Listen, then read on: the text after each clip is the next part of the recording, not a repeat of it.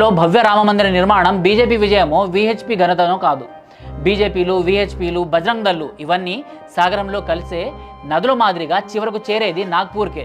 RSS ఆధునిక హిందూ ధర్మ అస్తిత్వానికి గుండెకాయ లాంటిది నాగ్పూర్. దాన్ని ఆధారం చేసుకునే ఎన్నో సంస్థలు, అందులోన బీజేపీ లాంటి ప్రపంచపు అతిపెద్ద రాజకీయ పార్టీ అన్నీ కదులుతూనే ఉంటాయి. సంఘ్ త్రేతాయుగంలో రాముడి బాధ్యతను తమ నెత్తిన వేసుకుంది.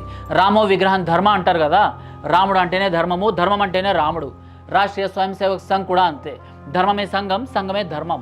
అలా ధార్మికంగా నిలిచింది కాబట్టే ఎన్నో కాంగ్రెస్లు, ఎన్నో కమ్యూనిస్టు పార్టీలు కుప్పకూలిన ఆర్ఎస్ఎస్ చెక్కు చెదరలేదు, మరింత రాటుదెల్లింది కూడా. ఆర్ఎస్ఎస్ రాముడు లాంటిది మాత్రమే కాదు, కురుక్షేత్రంలో శ్రీకృష్ణుడు లాంటిది కూడా.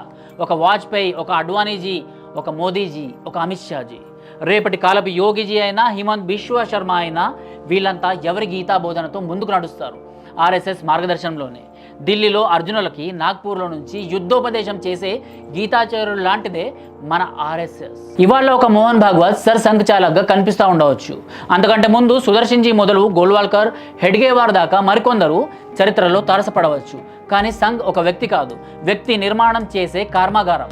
మోదీ లాంటి కర్మయోగుల్ని ప్రతి తరంలో అందించే యోగశాల. భారతదేశ తలరాతని అర్థం చేసుకొని ఆ తలరాతని తిరగరాస్తూ భారతమాత సగర్వంగా తల ఎత్తుకునేలా చేసే తపోవనం కూడా సంఘ్.